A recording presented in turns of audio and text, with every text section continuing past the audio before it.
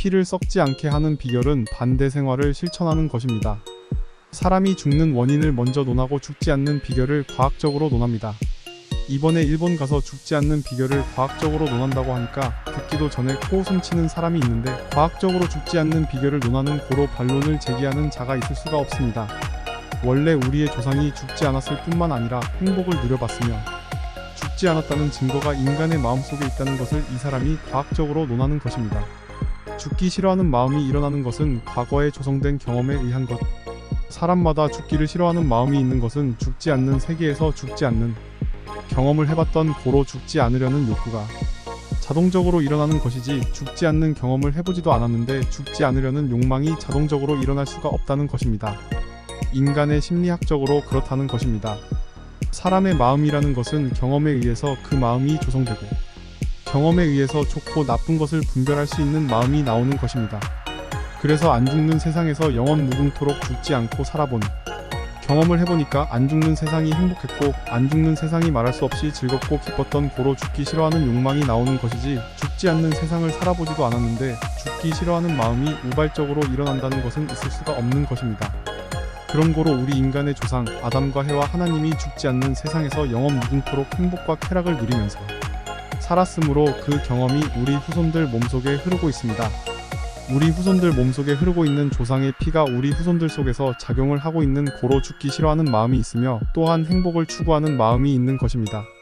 인류 역사를 더듬어 보면 인류 역사 속에서 진정한 행복을 영위한 사람이 한 사람도 없는데도 불구하고 행복을 추구하고 동경하는 마음이 사람이면 누구나 다 가지고 있습니다.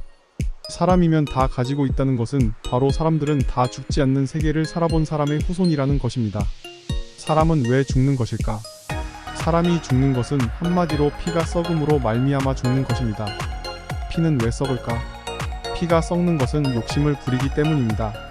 나라는 주체의식이 욕심을 부림으로 말미암아 피가 점점 썩는 것입니다. 그 증거는 사람의 얼굴에 기미가 끼는 현상을 보아 짐작할 수가 있습니다. 사람이 근심 걱정 열흘만 하면 얼굴에 기미가 시커멓게 끼어요.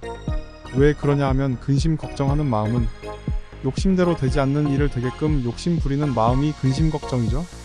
예를 들면 도둑놈이 이 은행을 털까 저 은행을 털까 이 집을 털까 저 집을 털까, 이 집을 털러 들어가다가 이 집에 장남이 있는데 그 장남한테 붙들리면 어떡할까, 이런 저런 생각으로 밤에 자지도 않고 자꾸 도둑질할 궁리를 해서 그런 거죠.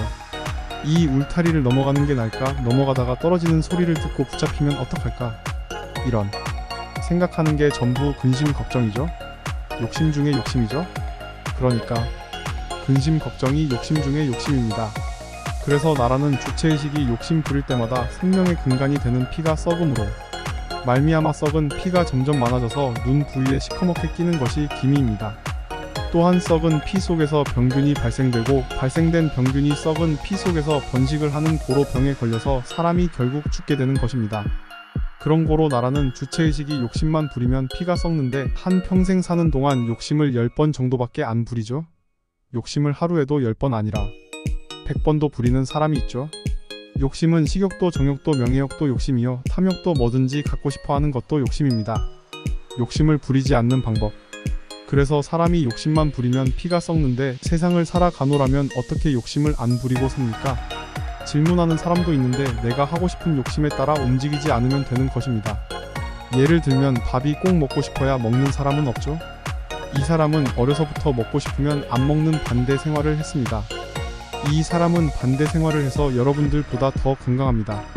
반대 생활을 했는데 더 건강합니다. 욕심을 부려서 피가 썩고, 욕심을 따라 생각만 해도 피가 썩기 때문에 반대로 욕심을 부리지 않으면 죽지 않는 것입니다. 이 사실을 세상 과학자들이나 의학 박사들이 모르고 있습니다. 썩은 피가 점점 많아짐에 따라 세포수가 적어져 노화와 질병이 발생. 세포학자들의 말에 의하면 사람 몸 안의 세포가 7년 8년만 되면 죽는다고 합니다. 이 세포가 죽은 다음에 새로운 살의 세포가 조성되어야 살이 그대로 있는 거죠. 여러분들 칼로 손가락을 베게 되면 새살이 생기죠. 새살이 생길 때 깨끗한 피로 새살이 만들어지죠. 세포가 만약에 100개가 죽었다면 100개가 또 만들어져야 젊음을 그대로 유지할 수가 있는 거죠.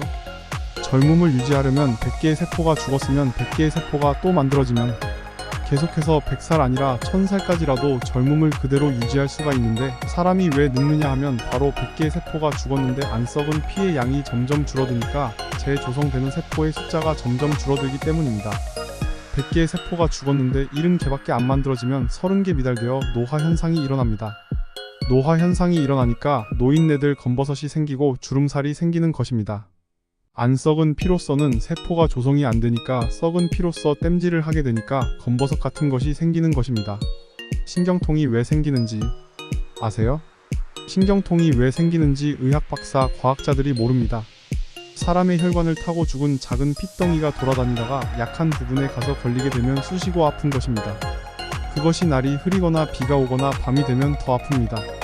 왜 그러냐 하면 마귀의 영이 어두웠을 때 활동을 많이 한다고 그랬죠. 그래서 어두울 때나 날이 흐리거나 하면 마귀 죄의 영이 활동을 강하게 하기 때문입니다. 죽은 세포는 마귀 영입니다. 그래서 죽은 세포가 쏘니까 아픈 것입니다. 그래서 그와 같이 신경통이라든지 무슨 간경화증이라든지 간암이라든지 위암이라든지 무슨 병이든지 생기는 것 전부가 다 피가 썩어서 일어나는 현상입니다.